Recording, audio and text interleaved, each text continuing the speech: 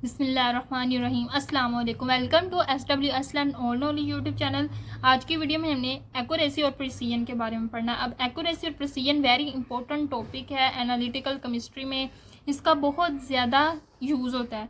अब एक्यूरेसी और प्रिसीजन है क्या, हम अब देखते हैं। एक्यूरेसी क्या होती है कि मतलब अब आप एक स्टूडेंट हैं, आप लोगों का एक्सपेरिमेंट करने के लिए दे दिया गया। मैं इजी वर्डिंग में एक्यूरेसी समझाना चाह रही हूँ। एक एक्सपेरिमेंट दे दिया गया, अब आपका सोल्यूशन कितने मोल्स है आप लोगों ने वो फाइंड आउट करना है। अब जो आपके टीचर है उसको पता है आपका सोल्यूशन 0.1 मोल है, वो क्या ट्रू वैल्यू। अब आप लोगों ने एक्सपेरिमेंट के जरिए मैयर करनी है। अब मैयर करने से कुछ स्टूडेंट की क्या आती है, कुछ स्टूडेंट की सबकी अलग अलग वैल्यू आएगी। अब दो स्टूडेंट्स है, इसके एक की 0.09 आई है और एक की 0.05 आई है। अब जिसकी एक्चुअल में ये है 0.10, अब जो 0.09 है इसकी ज़्यादा करीब है इसके, तो मैं कहूँगी इसकी ज़्यादा एक्यूरेट वैल्यू आई है। अब इसकी बहुत ही दूर है तो मैं इसकी कहूँगी लेस एक्यूरेट है ना, इसकी लेस एक्यूरेट, और इसकी ज़्यादा एक्यूरेसी, इसमें ज़्यादा एक्यूरेसी पाई जाती। अब जिसकी जो क्लोजीनेस है वो ज़्यादा है एक्चुअल वैल्यू से, मैं उसी को कहूँगी एक्यूरेट। अब इसकी क्लोजीनेस कम है इससे, तो मैं इसको तो नहीं एक्यूरेट कह दूँगी।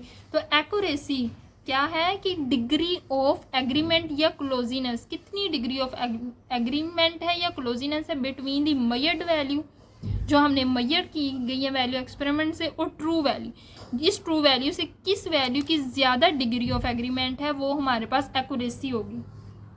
ठीक है, जो भी क्वांटिटी मैयर की जा रही है उसकी जो ट्रू वैल्यू है, हमने जो एक्सपेरिमेंट से वैल्यू निकाली उसको उसके साथ कंपेयर करेंगे।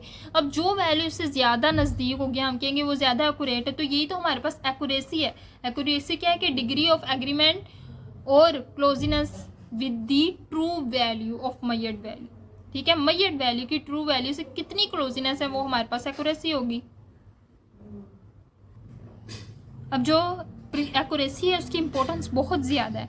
एक्यूरेसी जो है वो हमें इंश्योर करती है कि measurement reflect the true value, उनकी जो ट्रू वैल्यू से कितनी ज़्यादा उनका आपस में कनेक्शन है। ठीक है, अब कितनी ज़्यादा क्लोज है ट्रू वैल्यू से। ठीक है, हमारा एक्सपेरिमेंट कितना ज़्यादा अच्छा हुआ है। क्वालिटी ऑफ बीइंग मेजर्ड, हमने कितनी क्वालिटी, जो हमारी मेजरमेंट है उसकी क्वालिटी बताती है। ठीक है, अब देखो 0.05 उसकी क्वालिटी कम थी, लेकिन 0.05 वाले की क्वालिटी ज़्यादा अच्छा उसने एक्सपेरिमेंट किया था ना, इसलिए 0.09 मोल आई, तो उसकी क्वालिटी मेजरमेंट बताती है। अच्छा, और ये बिल्कुल क्रिटिकल है हमारे लिए ऑब्टेन करने के लिए कि वैलिड कंक्लूजन, और हमारे पास वैलिड अच्छी जो वैल्यू कैलकुलेट करने के लिए हमारे पास कॉन्सेप्ट बहुत अच्छा है। एक्यूरेसी का कॉन्सेप्ट है, ये हमें बताता है कि कोई चीज़ कितनी एक्यूरेट है। अगला हमारा कॉन्सेप्ट है प्रिसीजन। अब प्रिसीजन क्या है? केमिस्ट सपोज वो एक्सपेरिमेंट कर रहा है और उसने किसी सोल्यूशन है उसकी कंसंट्रेशन फाइंड आउट करनी है। अब उसने जो कंसंट्रेशन है वो रिपीटेड बार बार फाइंड आउट करने की कोशिश की। उसने 3 वैल्यूज ली हैं, उसके पास 3 वैल्यू आई। ठीक है, अब 2 केमिस्ट है, दोनों अलग अलग काम करे, एक ने ये काम किया और एक ने ये काम किया। इसकी वैल्यू आई है 0.09, 0.08, 0.085, इसकी वैल्यू कुछ ये आई, जबकि ये जो साइंटिस्ट है इसकी 0.09, 0.02, 0.05, देखो इसकी वैल्यू में कितना डिफरेंस है और इसकी वैल्यू में कितनी वैल्यू एक दूसरे के करीब है। 0.9 है, 0.08 है, 0.05 है, तो इसकी वैल्यू बहुत ज़्यादा क्लोज है।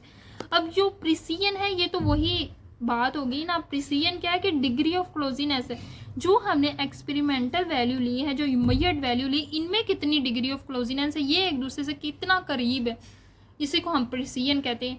अब ये लेस प्रिसाइज है, ये मोर प्रिसाइज है, मतलब इसमें डिग्री ऑफ एग्रीमेंट ज़्यादा है। जो हमारी एक्यूरेसी थी वो क्या थी, मैयर्ड वैल्यू की ट्रू वैल्यू से क्या कितनी ज़्यादा क्लोजीनेस है। मैयर्ड वैल्यू की जो ट्रू वैल्यू है, जो हमने कहा था सपोज 0.10 है, इसके साथ कितनी ज़्यादा क्लोजीनेस है वो हमारी एक्यूरेसी थी। लेकिन जो मैयर्ड वैल्यू आई है उनकी आपस में कितनी क्लोजीनेस है वो हमारी क्या होगी, precision. Precision is the degree of agreement या क्लोजीनेस बिटवीन दी रेप्लिकेटेड मेजरमेंट, हमने बार बार एक्सपेरिमेंट किया, उससे जो मेजरमेंट आई है, रिपीटेड मेजरमेंट भी उसको कह सकते हैं, उनमें उनकी जो आपस में डिग्री ऑफ क्लोजीनेस है उसको हम कहेंगे ऑफ द सेम क्वांटिटी। जो क्वांटिटी है वो हमने सेम लेनी है। ठीक है, हम ये नहीं देख रहे कि वो ट्रू वैल्यू से कितना नज़दीक है, बस हम ये देख रहे कि उनकी आपस में डिग्री ऑफ एग्रीमेंट कितना है, वो हमारे पास प्रिसीजन होगी। अब जो प्रिसीजन है उसकी भी बहुत ज़्यादा इंपॉर्टेंस है हमारी एनालिटिकल केमिस्ट्री में। ये इंश्योर करती है कि प्रोडक्टिबिलिटी ऑफ मेजरमेंट्स, हमारी मेजरमेंट की प्रोडक्टिबिलिटी कितनी इंश्योर है, कितनी सही आ रही।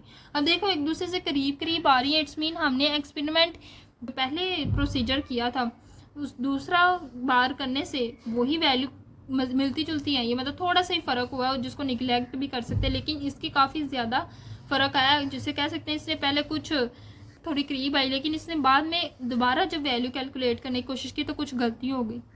ठीक है, तो ये हमारे पास कंसिस्टेंसी शो करती है। जो प्रीसीएन है ये हमारे पास कंसिस्टेंसी शो करती है कि एक्सपेरिमेंट रिजल्ट है वो कौन सा बार बार एक ही वैल्यू रिपीट कर रहे हैं। अब हम जनरल ओवरव्यू ले लेते हैं between accuracy and precision. Accuracy हमारी क्या है, degree of closeness between the true value and measured value, जबकि प्रीसीएन क्या है कि मेजर्ड वैल्यू के दरमियान जो क्लोजीनेस है वो हमारी प्रीसीएन है। अब मेजरमेंट है जो आई है वो हमारे पास एक्यूरेट हो सकता है कि वो प्रिसाइज ना हो, एक दूसरे के ज़्यादा करीब ना हो, लेकिन वो एक्यूरेट हो। जैसे हमारे पास 0.09, 0.05, 0.02 आई थी वैल्यू। अब 0.09 ये एक्यूरेट है, मतलब उसके करीब है ट्रू वैल्यू के जो 0.10 थी। ठीक है, तो उसके करीब है, इसलिए हम कह रहे हैं कि ये एक्यूरेट है, लेकिन ये प्रिसाइज नहीं है। ठीक है, ये दूसरी वैल्यू के ज़्यादा क्लोजीनेस नहीं है इसकी।